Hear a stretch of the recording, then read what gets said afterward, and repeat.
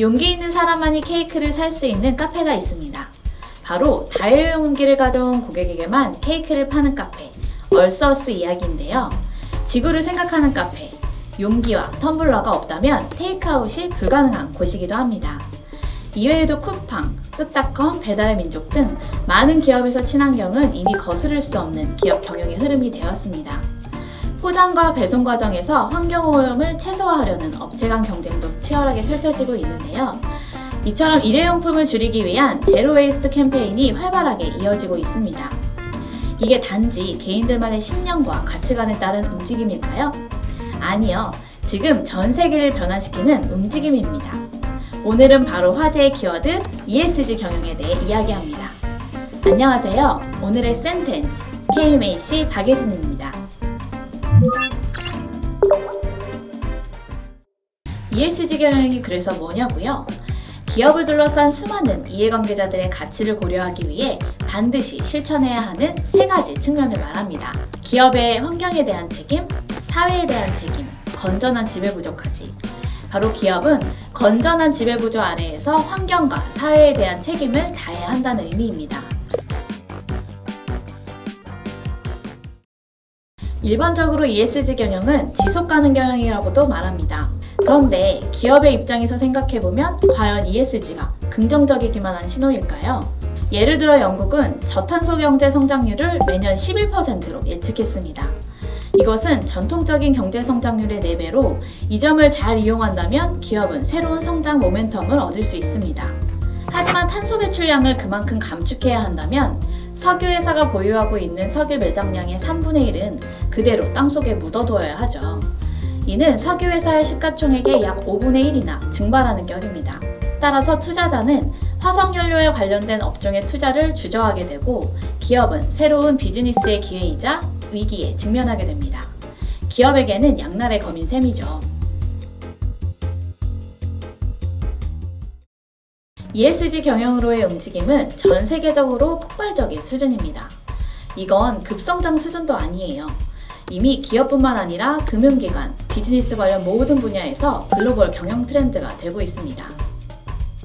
포춘 500대 기업 중 매출 상위 250대 기업을 대상으로 통계를 낸 결과만 봐도 ESG 보고서를 발간하는 기업은 2011년 20%에서 지난해 90%까지 크게 늘었습니다.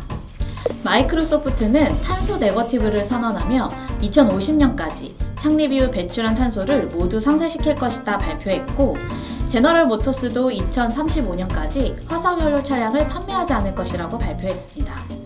투자 금융기관도 마찬가지인데요. 세계에서 가장 큰 자산을 운용 중인 미국 블랙록은 화석연료 관련 매출이 전체 매출의 25%를 초과하는 기업들을 투자 대상에서 제외할 것이라고 밝혔죠. 그럼 우리나라의 사례를 살펴볼까요? 대표적으로 SK그룹은 국내 최초 아리백에 가입하며 2050년까지 전력량의 100%를 재생에너지로 조달하겠다고 선언했습니다. KB금융그룹은 KB그린웨이 2030으로 2030년까지 KB금융그룹의 탄소 배출량을 25%로 감축하고 ESG 상품, 투자, 대출 규모를 50조 원으로 확대한다는 목표를 세웠습니다. LG전자를 한번 볼까요?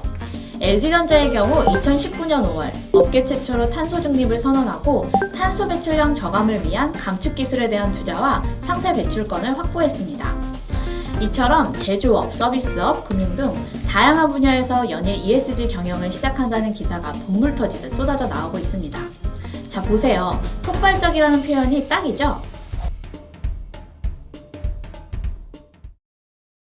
ESG 경영은 단지 환경에만 국한된 얘기는 아닙니다. 사회적인 측면에서 보면 SKENS는 건강한 지역 경제를 만들기 위해 로컬라이즈 군산이라는 지역 재생 사업을 추진하고 있는데요. 이를 통해 인재 발굴과 신규 일자리 창출 유도, 소셜벤처 자생을 돕고 있습니다.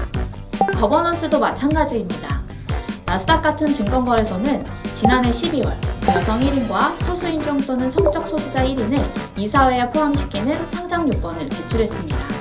우리나라 또한 상장사와 자본 총계 2조 원 이상의 금융회사는 이사회를 같은 성으로만 구성할 수 없도록 자본시장법을 개정하여 지난해 8월부터 시행하고 있습니다.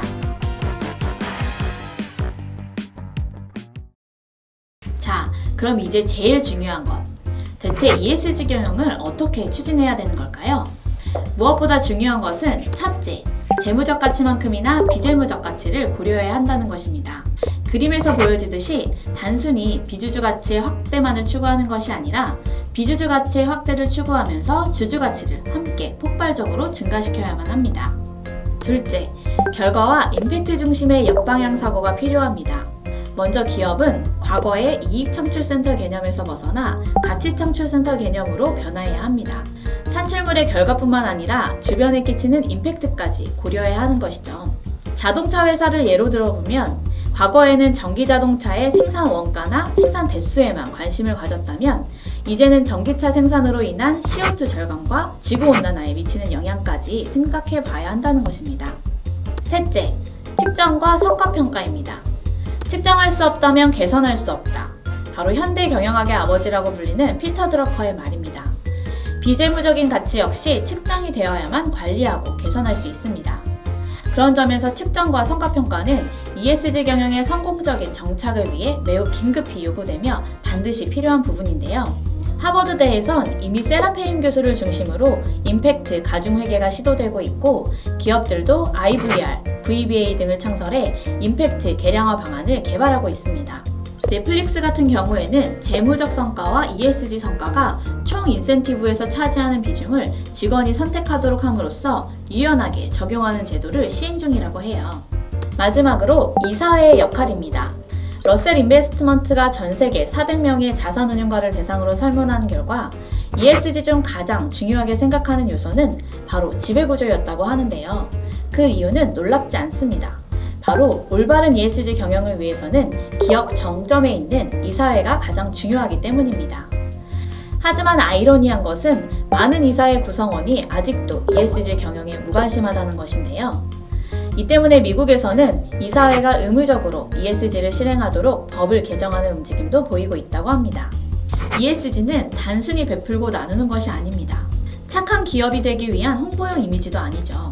적자 생존이라는 말처럼 이제 기업은 이해관계자들에게 적절한 가치를 제공하지 못하면 더 이상 살아남을 수 없는 구조가 되었습니다. 한마디로 선택이 아닌 필수 요소인 것입니다. 지속 성장을 위한 가치를 제공하는 기업이 될 것인가? 아니면 그렇지 못하고 도태되는 기업이 될 것인가? 이제 ESG 경영은 기업 생존과 성장의 기로에서 여러분을 마주하고 있습니다. 이상 오늘의 센텐츠 KMAC 박예진입니다.